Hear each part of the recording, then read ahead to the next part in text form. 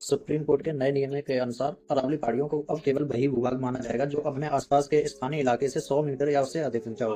और इस परिभाषा के कारण अब 100 मीटर से कम ऊंचाई वाली कई पहाड़ियों और क्षेत्र जो पहले संरक्षित थे अब सुरक्षित दायरे से बाहर होगा, जिससे खनन और निर्माण का खतरा बढ़ रहा है।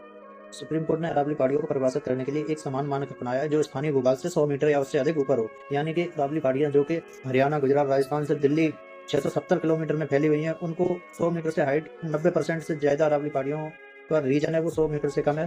तो यानी कि सुप्रीम कोर्ट के अनुसार वो अब भूभाग का हिस्सा नहीं है।